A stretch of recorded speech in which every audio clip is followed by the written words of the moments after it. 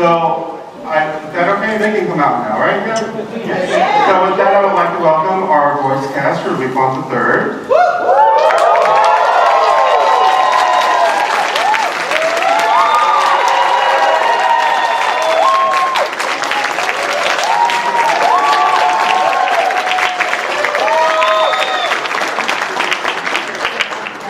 And should I answer the question? Yes, I am personally impaired. Y'all didn't give the same tribute to me. That's shallow, but I think it. So I know it is. Hi, everybody. Hi. Wait, did we bring the girl? Yes. I'm sitting next to Freddy Krueger over here. I mean, I wasn't going to say anything, but okay. So, for those of you who don't know, my name is Jay. I'm the events manager for Sensei and High Dive. And Hi, Jay. I'll get through this, maybe. We'll see. But I will let everyone introduce themselves because then I don't have to. Jay guy's really lazy, isn't he? No. What's he getting paid for? Let's start ladies first. Oh. Okay, my name. Lex. Wow. It's a tough crowd. I'm Michelle Ruff. I play Fujiko Mine.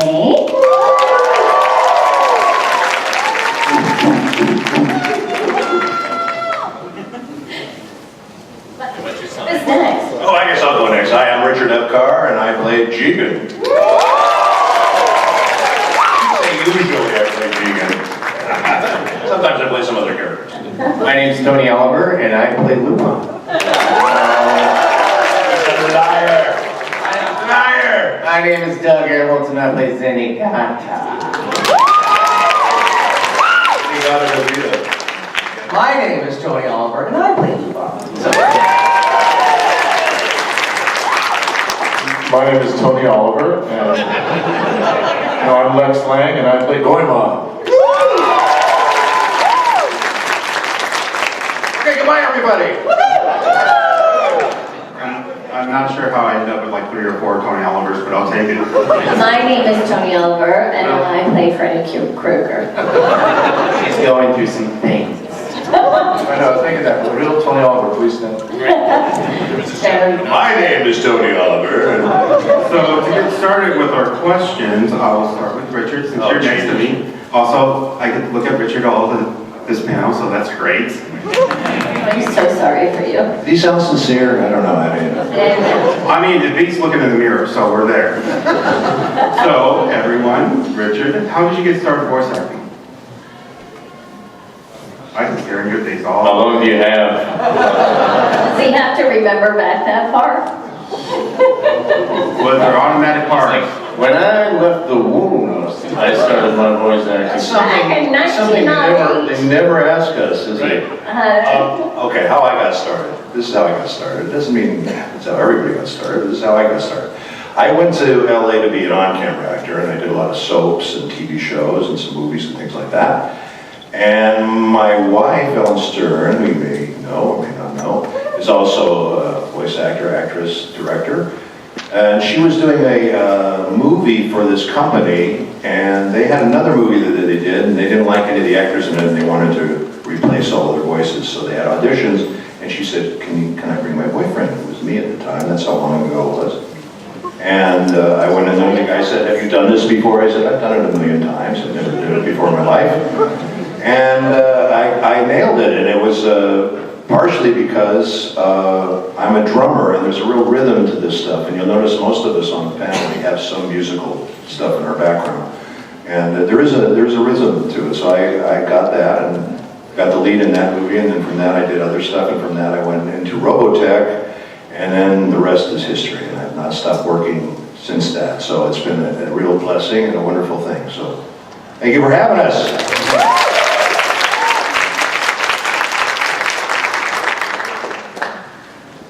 Does everyone answer that? Yeah. Freddy Krueger, how did you get in? Well, I was in this movie called Nightmare on Elm Street.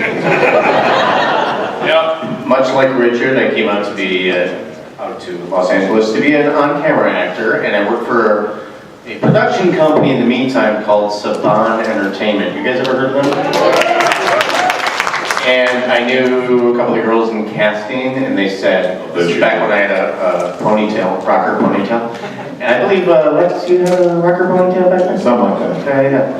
And so they said, well, do you sing? And I said, of course, you've seen my ponytail, right? And they said, yes, of course. So I sang a song for Mary, Kate, and Ashley Olsen. Not for them, like, personally, but for one of their movies. And that's how I got started. And then... The holiday songs? It was Mummies Have Mummies Too. Oh, I wrote their holiday songs. I'm glad you didn't write this piece of shite, because it was awful. But if you guys are really curious, it's out there. It's called Mummies Have Mommies Too. And it's not me singing. Well, it's me singing, but someone else lip syncs me. So. I did one called Duties Have Daddies. Right?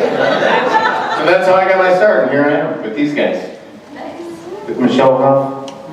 Michelle Ruffenstein. Short and I never did. Right, it's not, but so how did I get started? I used to be behind the camera. I went to Michigan State University and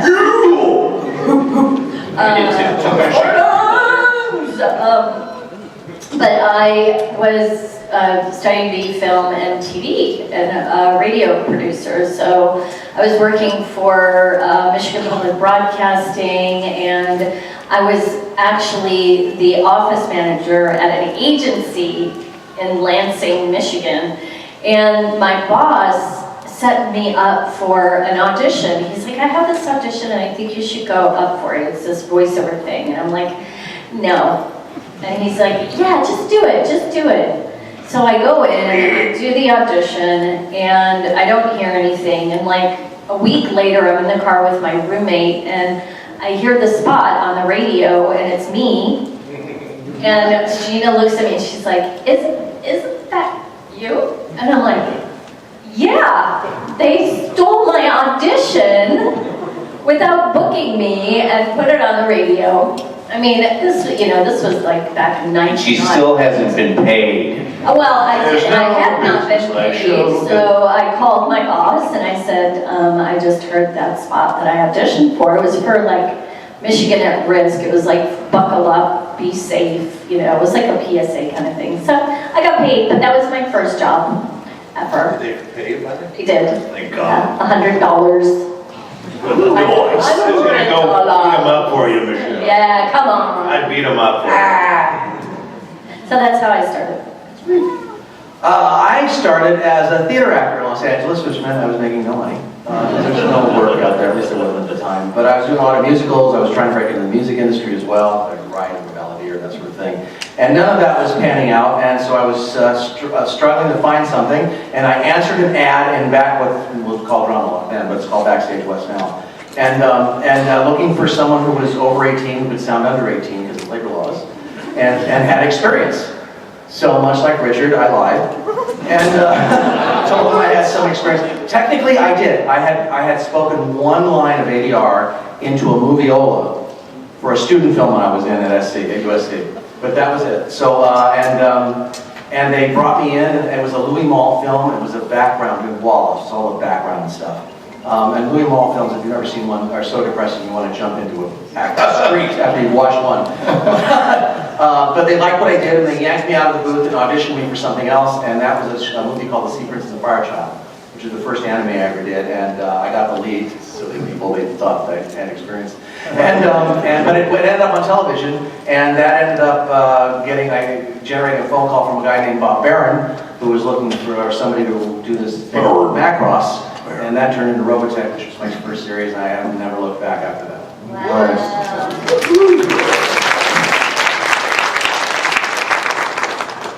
See, I got started, I was coming down off of Mount Everest thinking about my job as a shuttle test pilot. And, no, sorry. I grew up doing theater in high school and in college, and after college I did some on-camera work in Los Angeles, and I had a friend of mine who I met on one of the films, and he was doing a movie up in Vancouver.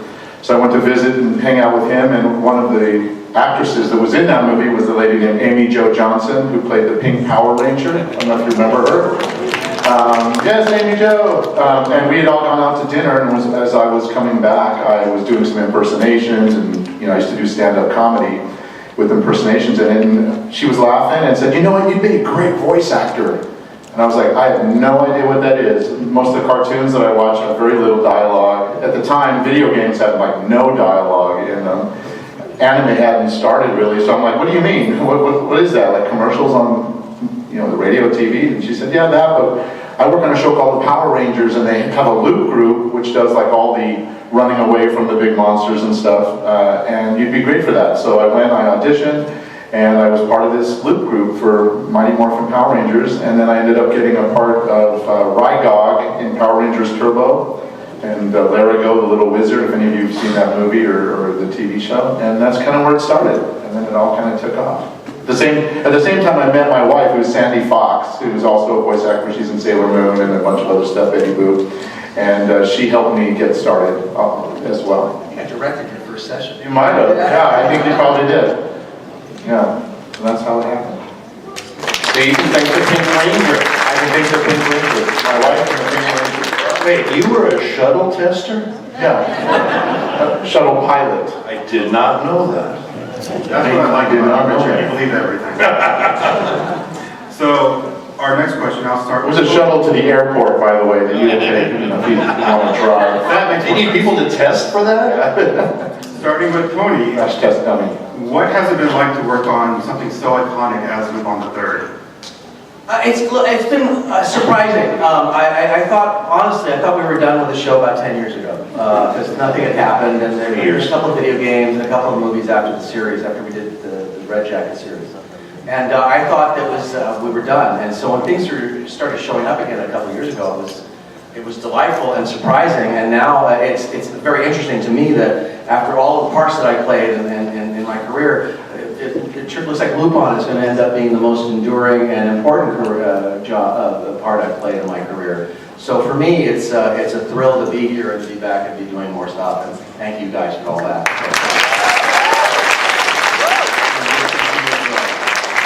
Anyone else would like to add to it? Yeah, I'd just like to add that, when we started doing the show, I really loved it. I fell in love with it, and I thought, wow, this is such a fun show. And at the time, we were doing the Red Jacket series, which was from the 70s, and it was kind of an old, like the 80s or something. Yeah, it was very much Cold War.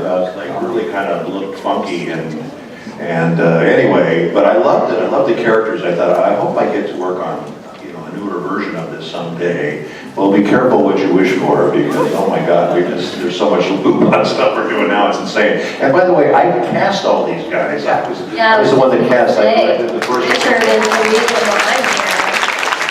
I think they would be great. What a great cast they are, and I still think the best cast of all. So.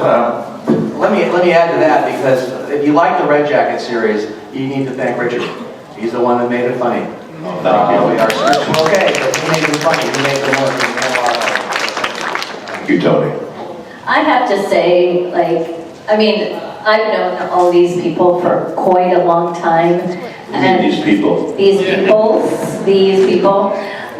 Getting to work with this cast for as long as we've been together is just, it really doesn't happen very often. So, and on top of it, being a part of such an iconic franchise that is so beloved all over the world. I know we all feel very, very fortunate. I'm super grateful. And, getting to play Fujiko is pretty amazing. She's pretty great.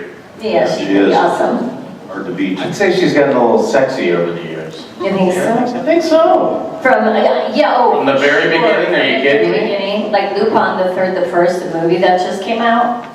Wow, she looks amazing. I want to say how much I love this show because I'm the new guy.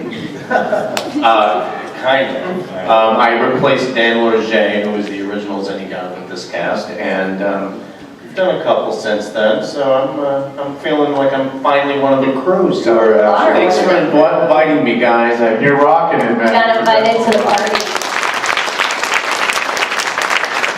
Actually, we went to a screening in Burbank a few weeks ago. They had a little event there, and when you shouted out "Lupin," the entire audience went nuts. Yeah. Waving like this. Lupin! You know what I mean?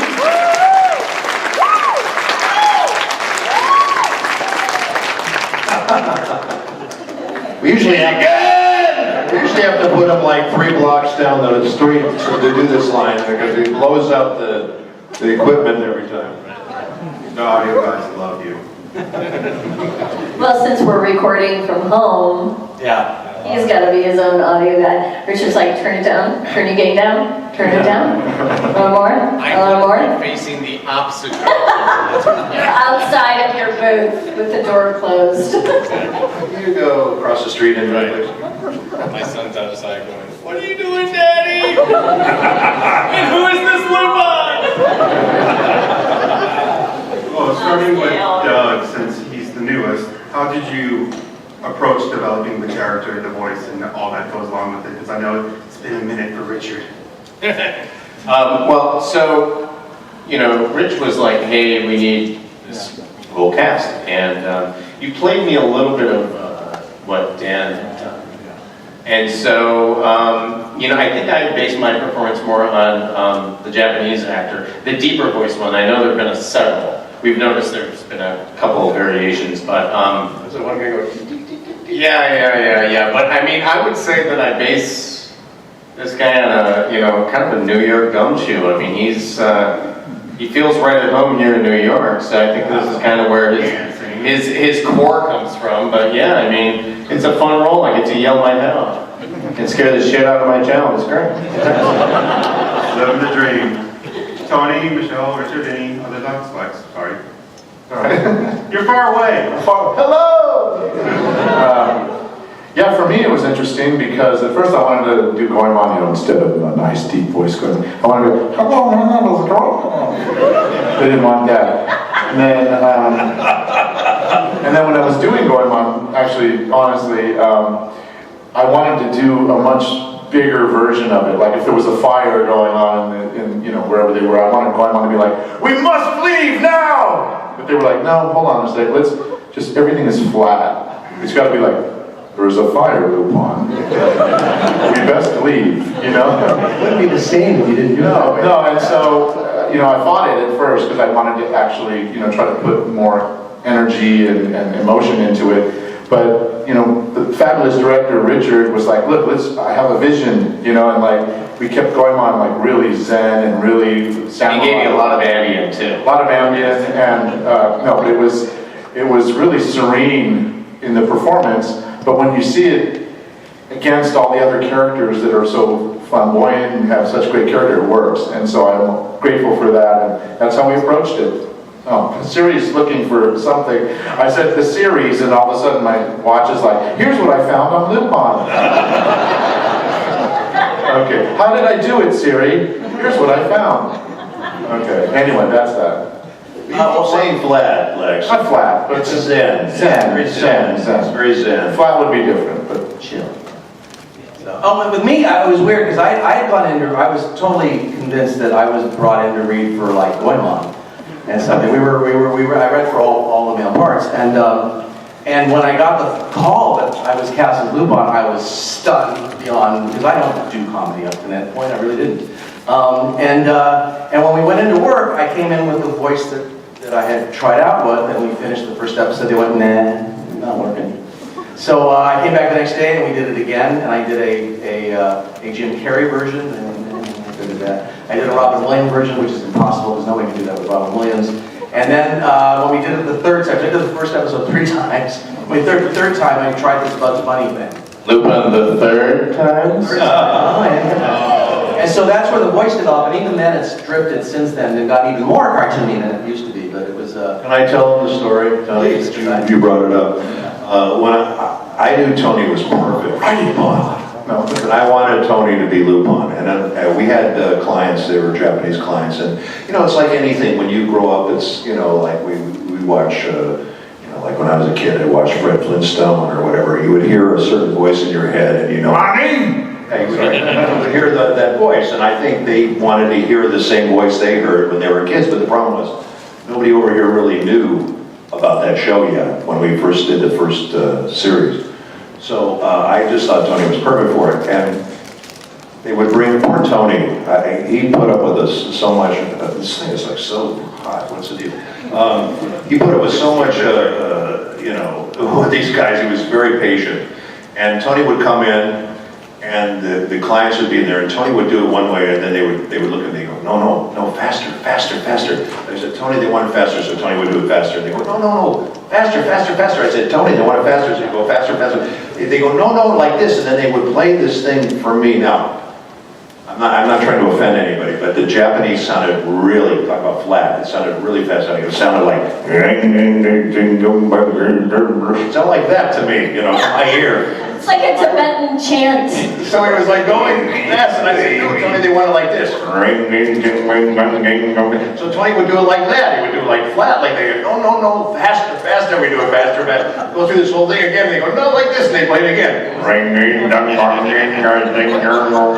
This went on like all day long. I'm going, I have no idea what they want. Just go in and do it, and Tony did it, and for a long time, they said, no, he's not right. And finally, we convinced him.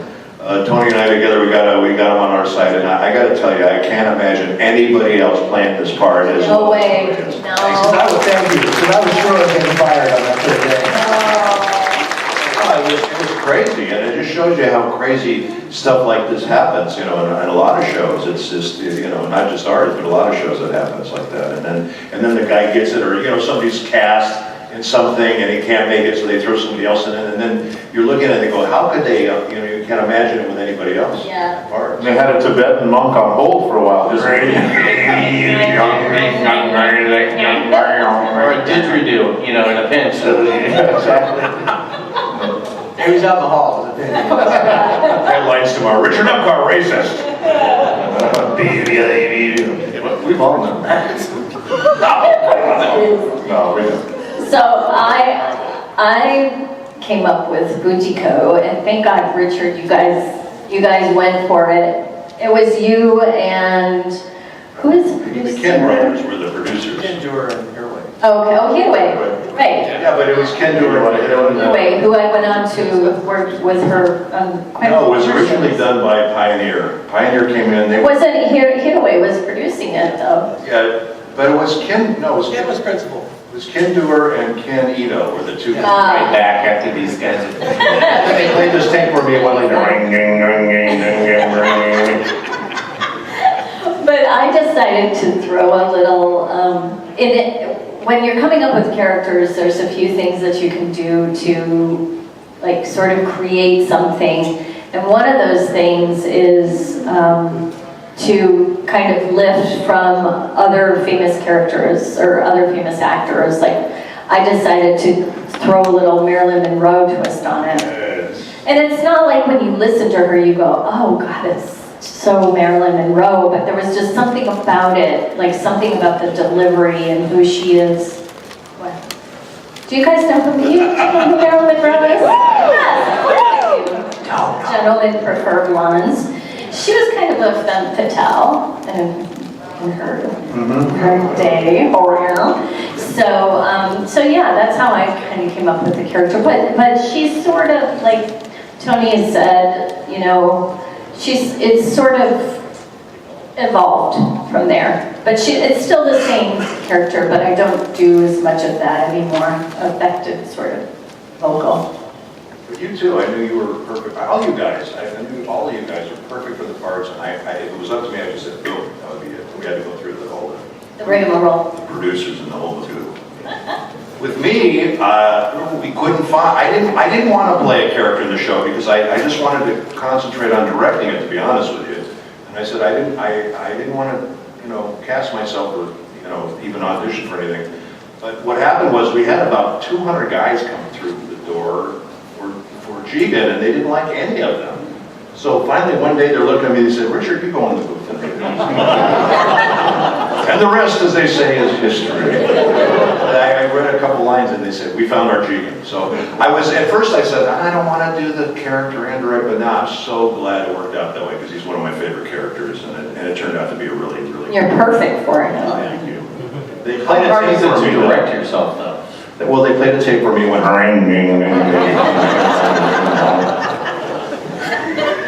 It does kind of sound like a didgeridoo. So this is like a big reunion for all of us because we haven't really seen each other in the flesh yes. all together like For years. Thank you guys, seriously. It's so nice to see the people you work with in the flesh. I mean, I'm gonna get sick of them after tomorrow, but Okay, we're all back recording at home next week. Thank you, Freddy Krueger. Yes. So we started down this road a little bit, and starting with Michelle, many consider, Fujiko a femme fatale. What do you describe her as? Well, I mean, she is a femme fatale. She's an opportunist. She's I ain't saying she's a gold digger. she messes with the broke. She's misunderstood. I think so. No, he's not misunderstood. You pretty much know it, yeah. The only one who doesn't seem to get it is Lupin. Well, yeah. Yeah, well, that's because Lupin's thinking with something other than his brain. Pretty much. She's a femme fatale. She is the original. She is the femme fatale, Yes. right? The OG femme fatale. That leads into Richard. What do you think of? How would you describe her character? How am I a femme fatale? I mean, I don't know if we had enough time for that. My character, well, he's, the thing I really like about Jigen is he has a very dry wit and he doesn't take any crap. And I really like that about him a lot. I think he's just really a fun character. He's really stuck in his ways. For me, and I think for all of us, I can hopefully speak for all of us, these characters, because we've been doing them so long now, it's like a really comfortable coat. You just put it on, it just feels really good. It's worn in, it feels nice, and these characters are so like second skin to us now at this point that I think we really enjoy playing these characters. And it's really fun to see the different places they go and things that happen. There's a great scene in 6 with Zenigata and Jigen, and they meet. You recorded it? And they meet in a bar, and it's just an amazing scene. And you're going, this is like out of a live-action movie. I mean, it's such a great scene and very cool. Yeah, I was like, so when did they shoot each other? Why are they sitting there just drinking with each other? But it was really cool. Yeah, it was Well, really cool. I think Zenigata just wants to be part of the gang. I think Zenigata wants to be a thief. Let's be honest. Well, he wants to be, he's got FOMO. He's just got respect for himself. I would always say, what is Zenigata without Lupin? What is it? What is he without Lupin? He is nothing without Lupin. I think Zenigata's whole deal is he doesn't really want to catch Lupin. Because then what do you Because do? then the series is over with and who wants to, there's nothing to watch, but he doesn't really want to catch him because it's always that elusive goal and, I think if he caught him, he'd be disappointed. That's why it's like there's moments when he does think he has him and then it's just like he kind of subtly lets him slip through his fingers and it's like, we'll fight another day. it's kind of like Batman and the Joker, really. It's just like they're just these arch nemesis, and they just keep battling each other. And We'll fight another day by screaming Lupin on the top of your lungs and blowing out some fingers. I think Zenigata, part of him really loves Lupin, and I think he admires him and respects him in many ways because he's just so clever and gets away with so much stuff. But I think if you asked Zenigata, he would probably tell you he would like to catch Lupin. Yeah. Well, and the funny thing is whenever another inspector comes on the scene, he gets possessive of Lupin. He's all like, I know more about Lupin than you do, so step back. Maybe not in that voice, but... Pretty close. That was the voice we first hired you to play. Like going, okay, can you try it? No, yeah. Lex, Tony, do you have any thoughts on your characters? Yes, Goemon, I love the fact that he's so zen. he's just so chilled out. It takes a lot to rattle him. And he's also very honorable. He's got a noble sense to him, like, you know, tradition. He's also very sharp, like his Zantetskin, he's very calm and cool and collected pretty much through every situation. And he goes along with these guys too, like if they're saying, like, we all gotta dress up as Lupin, you know, he's like, okay, you know, and he puts on the Lupin outfit, you know. And there's a tender side to him too. I think in one of the story arcs, he actually falls in love, and you know, you can see that side. Well, didn't he and Fujiko have a thing? I think they dated a little bit. Yeah. Yeah, that was nice. Just interesting. Dated. That was nice. They watched Netflix and chilled a little bit together. Right. Uber Eats. Ordered Uber Eats and watched a little bit of Netflix.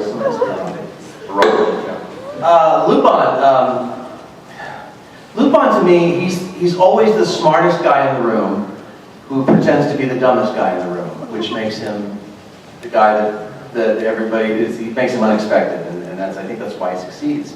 Plus he has big brass ones, just really big ones, and has no fear. There's no sense of hesitation. He is all in on everything he does, and that's what makes him successful. Also, no shame. No shame. Yeah, Zero shame. Speaking of Well, no shame. at first, you know, when we first were playing him back in the day, I mean, it was very fun and everything. But as the series have progressed over time, I mean, Lupin becomes a killer a little bit here and there, and things are not quite. It gets a little bit darker, and so it's been fun trying to balance the two sides to keep them both happening at the same time. So, Richard, and this is for everyone, what has been your favorite moment recording so far? Working with these guys. I love these guys. It's the greatest cast in the world. I'm so honored to be working with them. And they just knock it out of the park every time. And I'm never disappointed. They're just amazing, all of them. And Tony, I've tried to break him several times, and he won't break. He just will not break. He's just unbelievable. I mean, all of us work really hard, but Tony's got like 4 times the dialogue all of us do, and he just goes through it. It's an amazing thing to see. But yeah, we all love the show, and it's just so much fun working with these guys. I can't imagine a better cast than this for anything, to be honest with you. Nice. Yeah, ditto. I mean, it's great. Again, you know, thanks for having us, because this has been a blast seeing these guys. And you know, you know, when you got that on your schedule, and you got Lupin on your schedule, either Tony or Richard's directing, and you're like, this is fun. It's a couple hours of fun, and you're like, you do some work and crack a lot of jokes, and listen to Richard tell you about jokes he's told you 100 times before, but they're still funny. What the hell? Hey, buddy. Hey, buddy. Did I tell you the one about That's what she said. No, the cow. I also third that. Really the best part of the show is not only getting to play these characters, iconic characters, for so long, that really our second skin. You know, it's like, I feel like I live in her, or she lives in me in some instances. And also, I love, like, when I'm recording with Richard, he's so reactive to Fujiko. Like, anytime she does something really awful, which is most of the time, he's like, oh my God, awful. Like, I get the commentary. You think I would have known that by now? Awful. I'm like, Richard, yeah, like, you'd be used to it by now. It just gets him every time, and I love it. I like that too, because every time something happens, you're going, I can't believe that happened. I said, Richard, it's happened every episode. It's like he has amnesia. This sucks me in, like, you know, the audience. Sleep. And you wake up and it's all brand new again. Yeah, for me, it was I mean, all of that, I want to add my name to that too, what you guys all said, but specifically, there was a couple episodes we were doing back in the day, back in the original Red Jacket series, where it just lent themselves to a lot of outtakes and fun, and we had the time to do it. And it was specifically the one about the guy whose head looks like a penis. brain, yeah.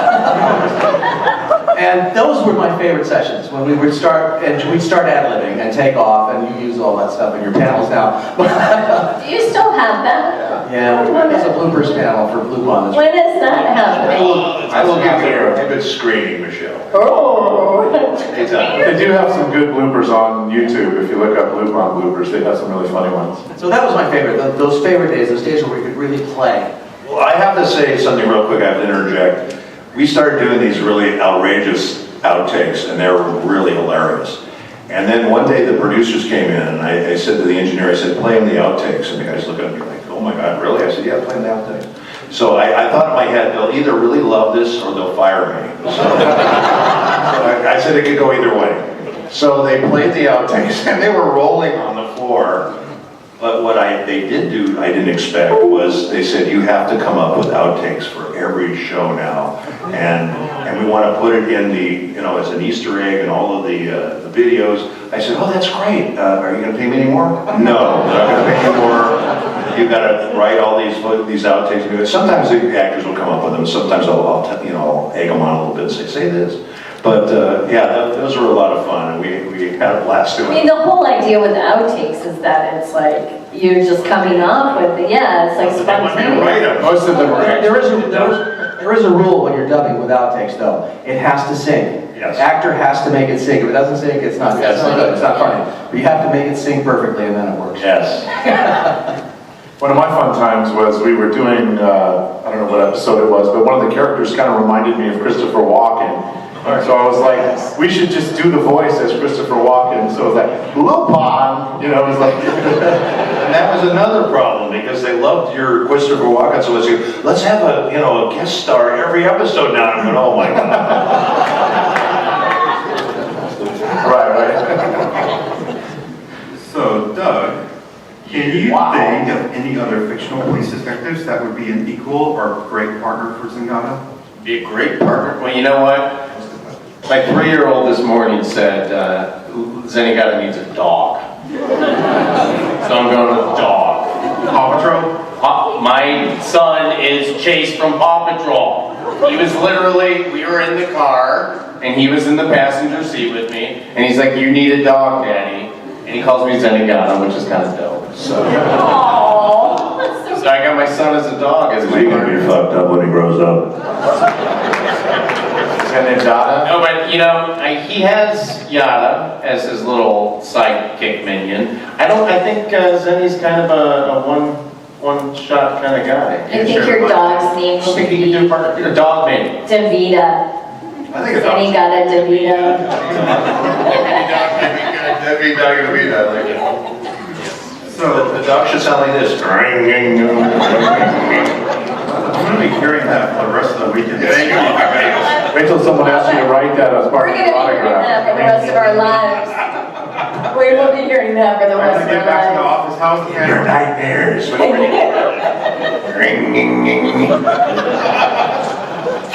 How do you spell that? You spell it like ring.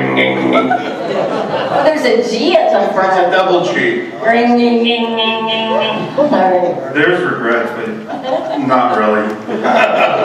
So, Lex, as we know, Goemon sword can cut everything, anything. If you have the sword, what would be the first thing you cut? Well, it would have to be a worthy item, and no more of these unworthy items being cut. But I probably try to just, keep it sharp by cutting a few diamonds. That's what comes to mind. Like just, No, I want a car coming at me. I'm just gonna, cut it. Well, I can do that. That's easy. Going on, a car could be jumping off a ramp, and he'll cut it into 16 pieces, and it'll all just like fall away. So that's easy stuff. But like impenetrable stuff, like a huge safe at a big bank that has gold bullion inside, just like make a pizza out of it, pull the pieces, eat some food, eat some gold. Funny one, and I think it was part 1 where you cut something up in the air, and you're like doing your cool thing where you're returning the sword to its sheath, and then something falls on your head and knocks you out. All right.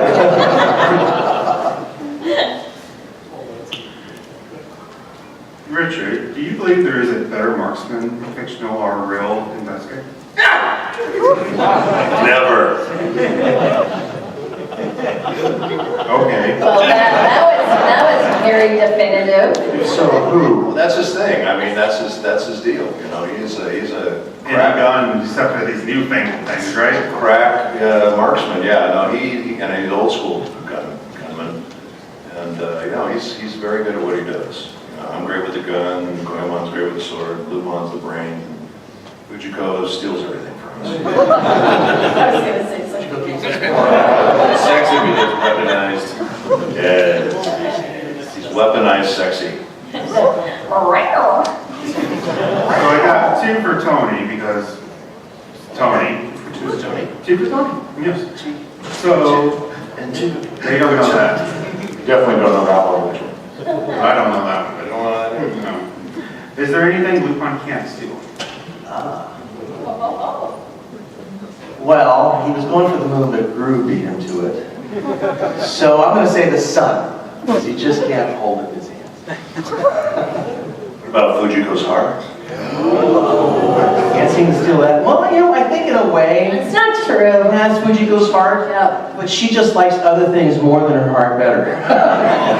Well, there's a little bit of confusion behind that, I think. Well, she tried to kill Lupin. Well, yeah, but that was time. after you like dumped me and got married to somebody else. Well, you do what you do, you know? Just saying. Well, you know, that's what happens. The second question is, I and several others have described Lupin as a goober. Do you think it's real, or is that just an act to catch people off guard? I don't think there's anything about Lupin that's accidental. Everything is designed to show him off, to best the other person, to be smarter than the other person in the room. And you know that because there's certain scenes where he kind of drops it for just a brief second, and you can see that he's actually a little bit upset. And then he's back to being the Lupin he is. So no, I don't think he's a goober. I think it's all very calculated. It's part of the plan. What's the plan? No, we'll figure it out. Not being a goober. Richard has a plan at me, and I don't like the way he's looking at me. That's a different kind of question. So, Michelle, Fujiko can really do everything everyone else can do in the crew. And so, one-woman show. Is there anything she can't do? Is there anything that Fujiko can't do? I don't think so. And the reason I say that is because she is constantly surprising me, like every episode, like all of her different, disguises, and she flies planes, like she can fly a plane. She's flown a plane off of a naval ship, like she's pretty badass. So I would say if she doesn't know how to do something, she's gonna learn it to do it. If she wants whatever it is whatever the heist is, she's going to do whatever it takes to get that. Well said. Thank you. It would be interesting for them to do they do touch upon it from time to time, the backgrounds of these characters, but it would be really kind of fun to really see the germination of these characters, where they actually came from, where their training was, how they, Goemon's a trained samurai, but it would be interesting to see the evolution of these Police characters. Academy. Well, Fujiko has a woman called Fujiko Mine, which is kind of her backstory. So, she got that. I know I was in it. Sorry, you didn't. That's right, you were in Texas. And I forced myself on you. What? Yeah, that's true. You haven't seen the show? Oh, that show? Not seen the show? Oh, yeah, that's right, you did. Michelle's going, in real life? I was like, what? No, we all went out for dinner at a steakhouse. I don't remember that part. Paying attention.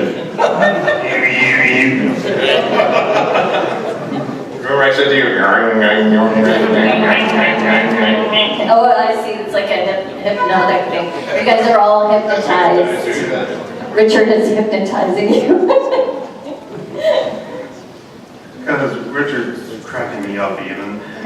Do you think the crew will ever stop stealing, plotting, doing shenanigans? Hope not. We're going to put the charity work very soon. But that's the cool thing about Lupin, though, really. You know, he's supposedly this thief and criminal, raw criminals, but ultimately, if you watch the shows, he's always helping somebody. He's always saving somebody. And when he steals, generally, he steals from really horrible people, like really bad, you know, mafia characters. He's like Robin Hood. Yeah, he kind of is like Robin. He keeps the money, but he saves everybody else. I mean, he does help people. He's really kind to people in many cases, so. Even the character Goemon was based on, which was a real Goemon Ishikawa, was like Robin Hood of the times. He would steal from the very rich and the evil, and he would give to the poor, and he gave it all away. And then once he was caught by the emperors, he was boiled alive. That's how he met his fate. He and his son were boiled alive, and if you look him up, you see there's pictures from people who drew pictures of it, and he was holding his son above his head while he was boiling alive.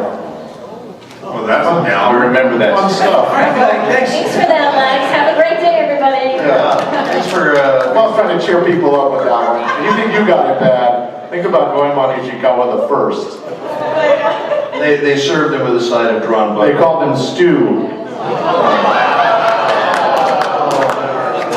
Stu Ishikawa, I love that guy. He was a good guy. Oh, that's horrible. It is It hard. is, but it's true. It's nice to know that they're based off of people who did good things. How screwed up is humanity that they would boil somebody alive? Seriously, I mean, Oh, I'm sure there's been Plenty of stories. all kinds of crazy stuff that people do to people. It's just so weird. I don't get Be it. kind and loving to each other, okay? Yeah. See, this is how Richard is. We'll try to tilt the Session. balance back over. Touch somebody's hand. Keep going. If you can. I think that's what you're saying. Yeah. I wasn't properly Doing like warned or a prepared. Yes, exactly. You didn't tell us we would have to sing. I wasn't properly warned or prepared for this panel. Sorry, guys. Where's our orchestra? Let's hear from the audience. So, before we start wrapping up, Before Lex bummed the hell out of all of us, yeah. Yeah, thanks, Lex. I wanted to share with the guests and everyone in the room that Yeah, I've been bus. going to Throw me in the boiling water now. conventions a long, long time, and this convention had more Lupins than I have ever seen. Yeah.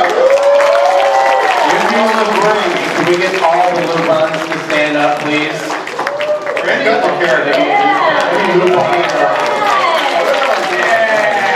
That's right. There we go. There's that.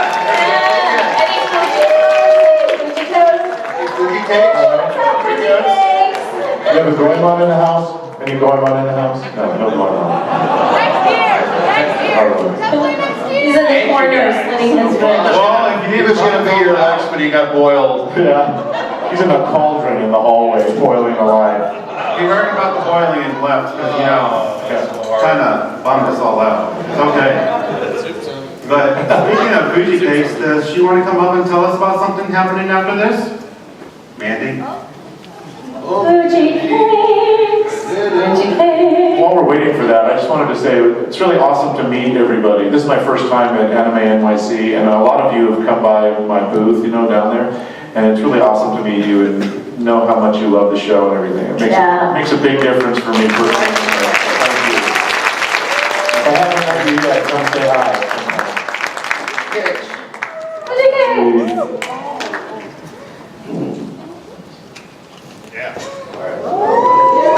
Hey, what is that? We can't see it. So after this panel, in panel room 4, we have a little premiere for something, don't we, Mandy? Yeah, we're doing the English dub premiere of Prison of the Past.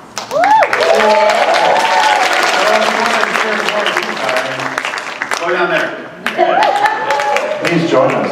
And I also heard there's some gifts and prizes and Yeah, things. there is a trivia, and if you are bad at trivia, we're also giving away these lovely masks. I want Giving out some masks. I want one too. one. Masca. Do we get masks? Everyone You but have to Lex. answer the trivia question. Michelle really wants a man. I am the trivia question. You should wear masks. We should. You probably should. We will. Will. After we're done talking and I haven't seen anybody's lower face since the con, so it's nice to see you guys. Your lower face? as opposed to your upper face. Right, that I can do with it. Doesn't make any sense. Would you like, I could wear my mask like this. Some people do that. Is she wearing it wrong? You go to mask wearing school. So now that Mandy has joined us, would you like to ask the guest anything? First off, how dare you? You look fabulous.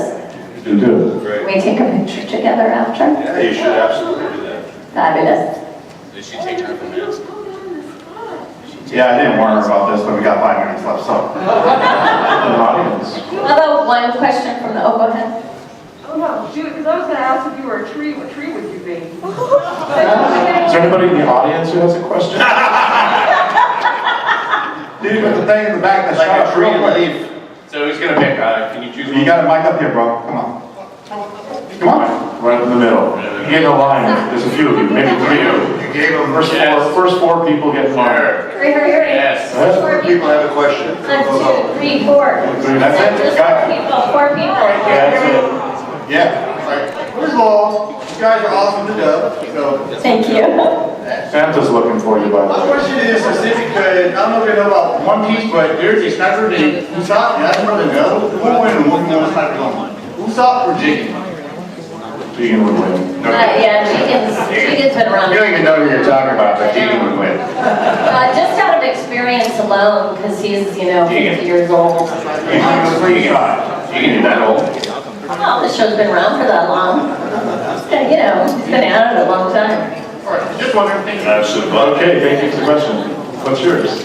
I wanted to know all the material that you have. What has been like one of your favorite lines that you've done from Lupin, and if there's another one that you like from a different conversation? Goemon Ishikawa is in the house.